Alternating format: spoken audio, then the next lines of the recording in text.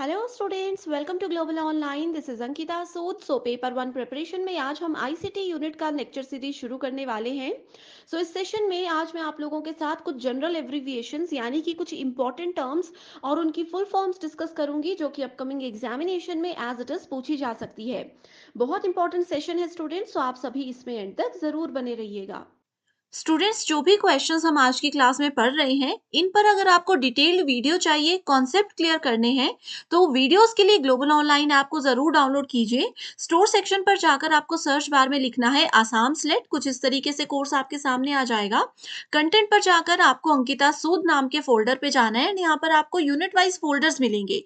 आप देख सकते हो बहुत से फ्री वीडियोस अवेलेबल है, जिसमें यूनिट के क्वेश्चंस आपको रिवाइज करने हैं। आप उसके कॉन्सेप्ट्स क्लियर कर सकते हो, क्वेश्चंस को रिवाइज कर सकते हो। डिटेल्ड एक्सप्लेनेशन के साथ साथ आपको मॉक टेस्ट भी मिल जाएंगे। इसके अलावा स्टूडेंट्स, पेपर वन के बेस्ट प्रिपरेशन के लिए कंप्लीट कोर्स आपके लिए लेकर आए हैं, जिसकी सबसे खास बात यह है कि आपको डेली लाइव लेक्चर्स यहाँ पर मिलेंगे। कभी अगर आप लाइव लेक्चर्स मिस करते हो तो आप लोगों के लिए ऐप में रिकॉर्डेड वीडियोस भी हम प्रोवाइड करवाते हैं।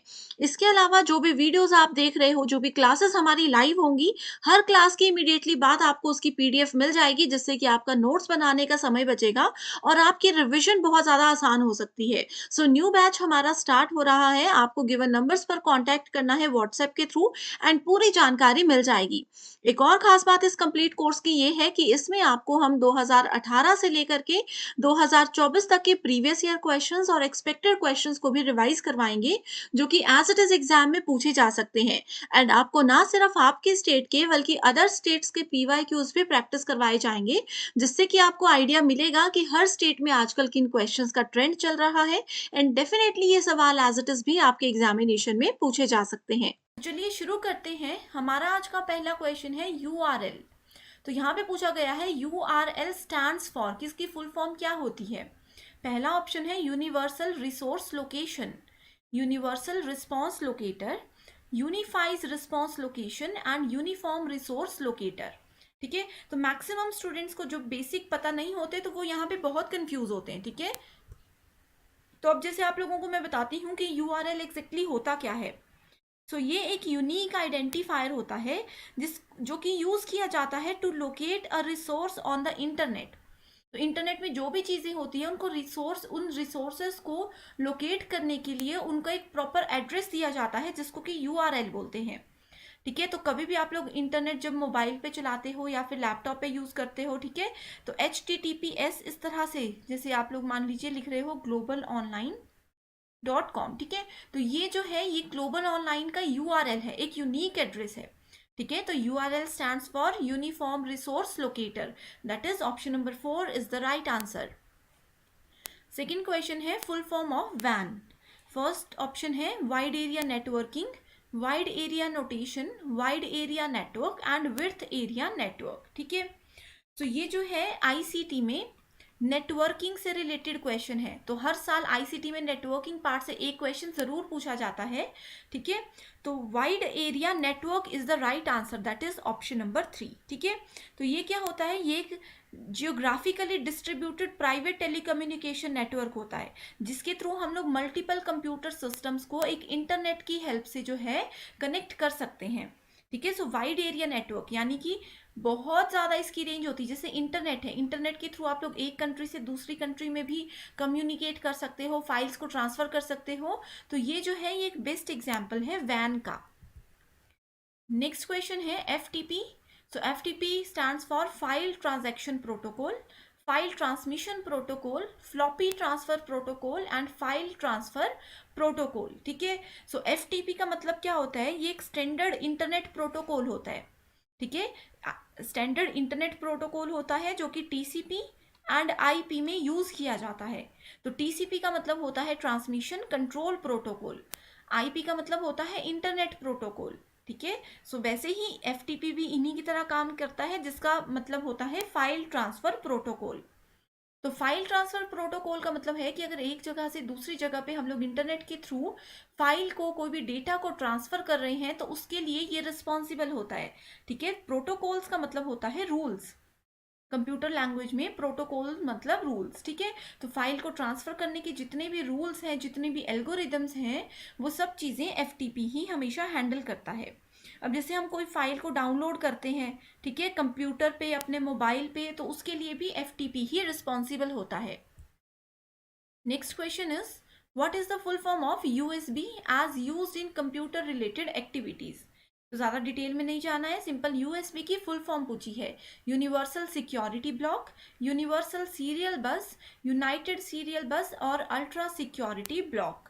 तो यूएसबी क्या होता है, इसको हम लोग प्लग एंड प्ले इंटरफेस भी बोलते हैं, प्लग एंड प्ले इंटरफेस, ठीक है, जिसके थ्रू ये हमें अलाउ करता है a computer to communicate with peripheral and other devices, ठीक है। अब जैसे यूएसबी केबल्स आप लोगों ने सुनी होगी, ठीक है, लैपटॉप के साथ, जैसे मान लीजिए कि ये लैपटॉप है, लैपटॉप से अगर मुझे अपना मोबाइल कनेक्ट करना है, तो एक ऑप्शन तो ब्लूटूथ होता है, दूसरा जो हम लोग केबल यूज करते हैं ना, उसको हम लोग यूएसबी केबल भी बोलते हैं, ठीक है, दैट इज यूनिवर्सल सीरियल बस।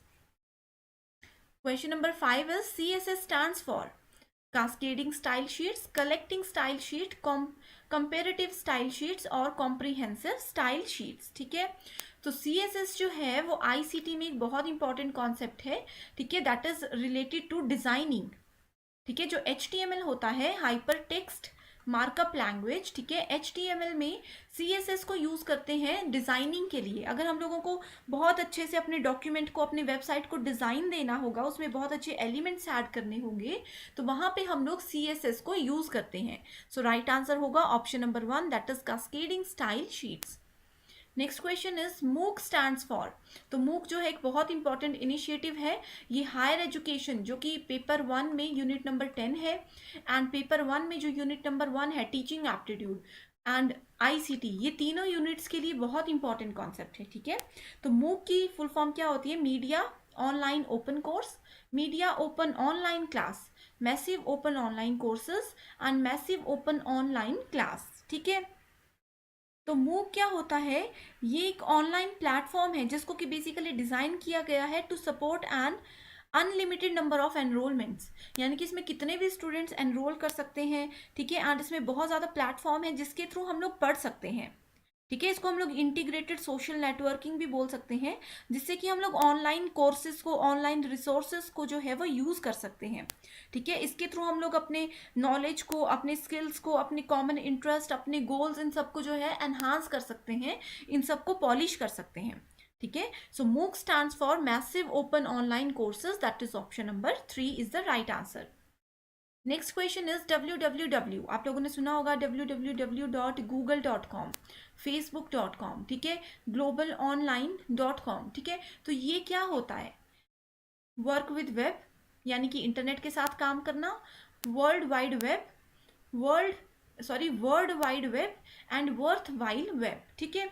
तो वेब का मतलब होता है इंटरनेट, ठीक है, वर्क हो गया काम करना, वर्ल्ड हो गया पूरे वर्ल्ड में, पूरे संसार में जो ज्वाइन करता है, ठीक है। तो www का मतलब है world wide web, that is option number 2, ठीक है। तो ये क्या है, ये एक यूनिवर्स है ऑफ नेटवर्क एक्सेसिबल इंफॉर्मेशन, यानी कि पूरे वर्ल्ड से हम लोग वेब के थ्रू, इंटरनेट के थ्रू कहीं से भी क्या कर सकते हैं, किसी भी इंफॉर्मेशन को एक्सेस कर सकते हैं। अब अगर आप लोग www.google.com पे जाते हो, तो यहाँ से आप पूरे वर्ल्ड में कोई भी जानकारी ले सकते हो। फेसबुक www.facebook.com, पूरे वर्ल्ड में कहीं से भी आप लोग फेसबुक को एक्सेस कर सकते हो, वो आपको सेम ही दिखेगी, सेम फंक्शन, सेम फीचर्स, ये सब चीज़ें, ठीक है। तो ये क्या है, ये एक यूनिवर्स है, ठीक है, universe of network accessible information. Next question is ALU मतलब American logic unit, alternate logic unit, alternating logic unit या फिर अर्थमेटिक लॉजिक यूनिट। तो ALU क्या होता है, ये जो से हमारे पास CPU होता है कंप्यूटर में, ठीक है। तो CPU तो हम लोगों को एक बॉक्स दिखता है, लेकिन इसी के अंदर एक इंटरनल पार्ट होता है ALU, एक होता है CU एंड एक होता है मेमोरी यूनिट जिसको कि MU बोलते हैं, ठीक है। तो ALU एक CPU के अंदर मोस्ट इंपॉर्टेंट पार्ट है जो कि हैंडल करता है अर्थमेटिक एंड लॉजिक यूनिट को, यानी कि अर्थमेटिक कैलकुलेशंस या फिर ये जितने भी फंक्शंस होते हैं डिजिटल कंप्यूटर में, उन सबको हैंडल करने के लिए ALU रिस्पॉन्सिबल होता है। Next question is LAN stands for, अभी हमने लिखा था WAN, that is wide area network. So LAN मतलब local and national, local area network, large area network या फिर लाइव एरिया नेटवर्क।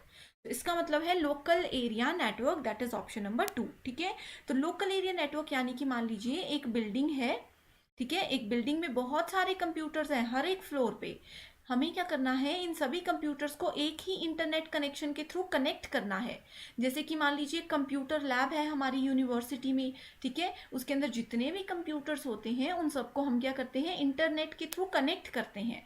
तो वहाँ पे लोकल एरिया नेटवर्क यानी कि लैन यूज़ किया जाता है। सबसे लोएस्ट रेंज होती है, यानी कि एक बिल्डिंग के कंप्यूटर्स को इसमें कनेक्ट कर सकते हैं। उसके बाद आता है हमारे पास मैन, यानी कि एक सिटी से दूसरी सिटी, मेट्रोपॉलिटन एरिया नेटवर्क, एक सिटी से दूसरी सिटी को कनेक्ट करने के लिए मैन यूज होता है।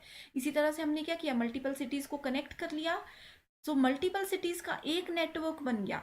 ठीक है, तो इस पूरे नेटवर्क को क्या बोलेंगे, वैन बोलेंगे, that is wide area network. तो ये सब चीज़ें डिटेल में हम लोगों ने डिस्कस की हैं, तो मैं डिस्क्रिप्शन बॉक्स में उस कंप्लीट प्लेलिस्ट की आप लोगों को जो है लिंक शेयर कर दूंगी, आप लोग उनको अच्छे से देख सकते हो।